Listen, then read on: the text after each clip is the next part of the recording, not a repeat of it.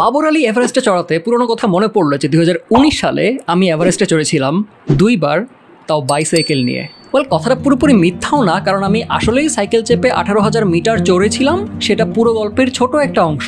পুরো গল্পটা শোনাই, আসেন। 2017 সাল আমার জীবনে এমন একটা ব্যাপার ঘটলো, আমার পুরো জীবন করে পাল্টে গেল। কাহিনী কি? 17 সালে আমি যখন ভার্সিটি ফার্স্ট ইয়ারে পড়ি, প্রত্যেক পাবলিক ভার্সিটি স্টুডেন্টের যেটা চিন্তা থাকে যে এবার 2 হাতে কামাবো, এরপরে ইচ্ছা মতো খরচ করবো। আমার প্ল্যান ছিল যে একটা সাইকেল কিনবো, ভালো সাইকেল কিনে তারপরে দেশ ঘুরতে বেড়াবো অথবা দেশের বাইরে রাইড দিব। তখন মোটামুটি সাইকেল চালাতাম। হাইয়েস্ট ট্রিপ ডিস্টেন্স ছিল 35 কিলোমিটার একদিনে। সেখান থেকে 19 সালের মাঝে, মানে 2 বছরের মাঝে কেমন করে সেটা 164 কিলোমিটারে দাঁড়ালো। চেঞ্জটা কোথায় আসলো বলি এখন। 17 সালে তখন তো আমি বসে আছি, কামাই করব তারপরে কিনবো, ওই তারপর থেকে আর এগোতে পারছিলাম না। তার মাঝে হুট করে একটা বই আমার সামনে এলো, বিমল মুখোপাধ্যায়ের 2 চাকায় দুনিয়া। দেখলাম যে আমার থেকে 100 বছর আগে 1926 সালে ভারতবর্ষের 4 তরুণ, তারা আবার বাঙালি, ভারত থেকে বেরিয়েছে পুরো পৃথিবী ঘুরবে বলে। এটা বেশ চমৎকার একটা ব্যাপার, কারণ আমি একটু চিন্তিত ছিলাম যে আমার সাইকেলটা তো 5 বছরের পুরান, এই সাইকেল নিয়ে, সিঙ্গেল স্পিডের সাইকেল নিয়ে হবে কিনা। সাইক্লিং করা মানেই হচ্ছে এমটিবি সাইকেল, গিয়ার সাইকেল মানুষ বোঝে। যখন দেখলাম যে 100 বছর আগে ধুরধুরে হিরো সাইকেল নিয়ে 4টা যুবক তারা কলকাতা থেকে বেরিয়েছে, সেটা যেমন আমাকে চমৎকৃত করেছিল, আরও বেশি অবাক হলাম যখন দেখলাম যে তারা যখন দিল্লিতে গিয়ে পৌঁছেছে, সেই 1926 সালে একটা ভারতীয় মেয়ে তাদেরকে সাইকেল নিয়ে এসে হাজির হয়েছে যে চলো তোমাদের সাথে আমিও পৃথিবী ঘুরতে বেরোবো। আমার তখন পুরা টাস্কি, আমি কি করতেছি আমার লাইফ নিয়ে। আমারও তো একটা সাইকেল আছে, আমি কেন ওটা নিয়েই এখনই বেরিয়ে পড়তেছি না। বইটা আমি ওখানে রাখলাম, বই আর পড়া হলো না, বেরোয় পড়লাম। এবং সেই বেরোয় পড়া থেকে 17 সালে হাইয়েস্ট 64 কিলো, না 53 কিলো, 17 সালে 53 কিলো হাইয়েস্ট, 18 সালে 64 কিলো, 19 সালে সেটা গিয়ে দাঁড়ালো 164 কিলোতে। এবং একা একা নিজেকে পুশ করে এতটুকু ইমপ্রুভমেন্ট নিজের সাইক্লিংয়ে করেছিলাম। এটার পিছনে কিন্তু সেই একটা ইন্সপিরেশন ছিল। 1926 ভারতীয় প্রথম গ্লোব ট্রটার পুরো পৃথিবী ঘুরে আসছেন। 2026 সালে আমাকে পৃথিবী ঘুরতে বেরোতে হবে। 2024 থেকে 26 এখনো 2 বছর আছে, দেখা যাক সেই উচ্চাসা আমার পূরণ হয় কিনা। কিন্তু সেই যে একটা বীজ মাথায় ঢুকলো, সেটার পিছনে যে মানুষটা ছিল, আজকে তাকে নিয়ে কথা বলবো। বিমল মুখোপাধ্যায়। বিমল মুখোপাধ্যায় যখন তার 3 বন্ধুর সাথে প্রথম পৃথিবী ঘুরতে বেরোন, তারা কিন্তু ওই সময়ে কিছু কম সমস্যায় ফেস করেছিলেন, কারণ তখন ঔপনিবেশিক আমল, তাদেরকে হয় ব্রিটিশ কলোনাইজার অথবা ফ্রেঞ্চ কলোনাইজারদের কাছ থেকে অনুমতি নিতে হয়েছে। মোটামুটি এক ভিসা বা এক পাসপোর্টে পুরো পৃথিবী ঘোরা হয়ে গেছে। পথে তারা যখন মরুভূমিতে নামেন, প্রথমে সাইকেলের চাকা ঘুরছিল না বালুতে। তার থেকে বড় বিপত্তি আসে যখন জামার ভাঁজে ভাঁজে ছাড় পোকা দিয়ে ভরে যায়। সেই পোকা কিছুতেই তাড়ানো যাচ্ছে না, আনটিল তারা ইউরোপে বরফের দেশে গিয়ে পৌঁছন। বরফের ঠান্ডায় পোকা মরে, তারপর তাদের নিস্তার হয়। বাঙালি ছেলে কখনো পার্টিতে নাচার কালচারটা পাননি, কিন্তু বইয়ের শেষ দিকে আমরা দেখতে পাই যে খুব স্বাচ্ছন্দ্যে ইউরোপিয়ানদের সাথে তিনি পার্টিতে নারীদের সাথে নাচছেন। বিমলকে একবার খুব বিপদের মুখে পড়তে হয়, তাতে পুলিশের হাত থেকে পালিয়ে থাকতে হয় সপ্তাহখানেক। তার এক বন্ধু অফার করেছিল যে চলো, কাছেই একটা পাহাড় আছে, আমরা মাউন্টেনিয়ারিং এর কথা বলে কিছুদিন ছুটিতে যাই।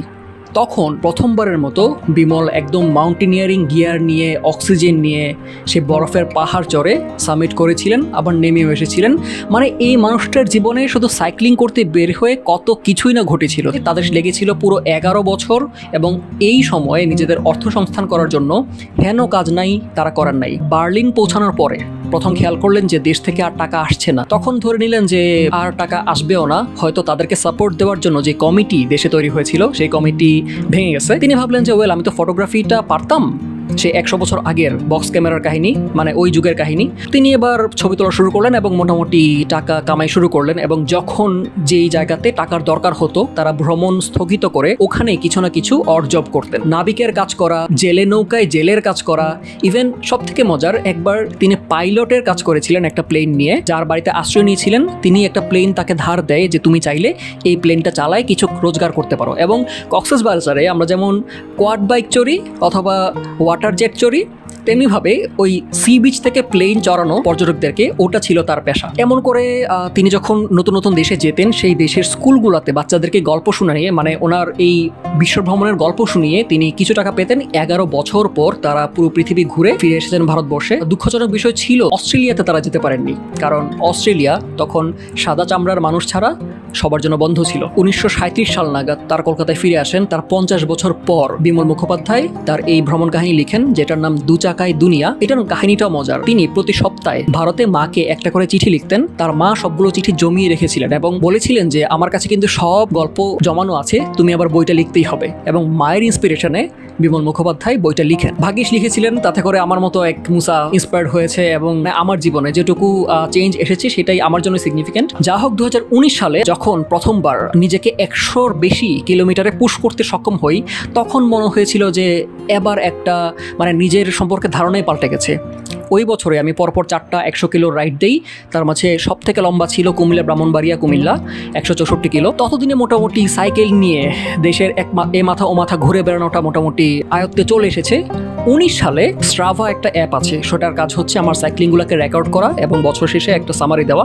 মজার ব্যাপার হলো 19 সালে ওই ছোট ছোট করে যেটুকু এলিভেশন বা উঁচু নিচু হয়েছে না সাইক্লিংয়ের পথে, সারা বছরেরটা যোগ করে হয়ে গেল 18,781 মিটার এরকম, যেটা কিনা 2বার এভারেস্টে ওঠার সমান। এবং এটা দেখে আমার খুবই মজা লাগলো যে ছোট ছোট প্রোগ্রেস যোগ করলে কত সিগনিফিক্যান্ট রেজাল্ট চলে আসতে পারে। তারপর সে এভারেস্টের কথায় এখন যার নামটা বারবার মুখে মুখে ফিরছে, তার সাথে 19 সালেই দেখা হয়েছিল। আমি যখন সাইক্লিং এর মজায় পুরো মজে আছি, সেই বছরেই আরেকজন মানুষ এসে আমার সামনে আরেকটা নতুন দুনিয়া খুলে দিলেন। তিনি হচ্ছেন আমাদের সদ্য এভারেস্ট জয়ী বাবর আলী ভাই। এবং বাবর আলী ভাই তখন বাংলাদেশের 64 জেলা পায়ে হেঁটে ঘুরতে বেরিয়েছিলেন। রাজশাহীতে তার সাথে যখন দেখা হয়, তার কাছ থেকে শুনতে পাই বা বুঝতে পারি আসলে হাঁটা মানেই হাইকিং। পাহাড়ে হাঁটলে যেমন হাইকিং, তেমনি আমি যদি পদ্মার পাড় ধরে হাঁটি সেটাও হাইকিং। তখন থেকে আমি হাঁটার মজাটাকে উপভোগ করতে শুরু করি। আমার একটা শখ ছিল যে পদ্মার পাড় ধরে পূর্ব এবং পশ্চিম দিকে যত দূর যাওয়া যায় হেঁটে হেঁটে যাওয়া। এই পদ্মার পাড় এমন ভাবে দেখতে থাকলাম যেমন করে আগে কখনো দেখিনি। নদীর ধারে খেসারি ফুলের রং কেমন হয়, এক এক এলাকায় গোবরের ঘুঁটি দেওয়ার এক এক রকম প্রসেস,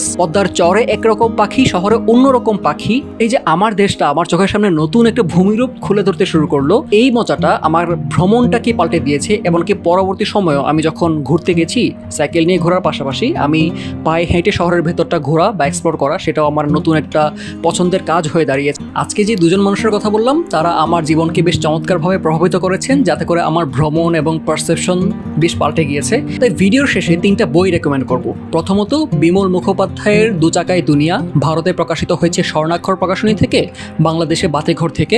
আর ডাক্তার বাবর আলীর লেখা পায়ে পায়ে 64 জেলা এবং সাইকেলের সওয়ারি বই দুটাই প্রকাশিত হয়েছে চন্দ্রবিন্দু থেকে। 3রা জুন ওয়ার্ল্ড বাইসাইকেল ডে উপলক্ষে আজকের ভিডিওটা বানানো, যেখানে আমার ভ্রমণ এবং আমার সাইক্লিং দুটো নিয়ে কথা বলেছি। সাইকেল ভ্রমণ নিয়ে বাংলা ভাষায় যে সকল বই আমার চোখে পড়েছে তার একটা তালিকা আমি দিচ্ছি ডিসক্রিপশনে অথবা কমেন্টে, সেটা চেক করবেন।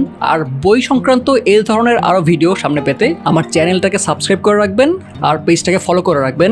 দেখা হচ্ছে আবারও মুসার বই যাত্রায়। ভালো থাকবেন, বইয়ের সাথে থাকবেন।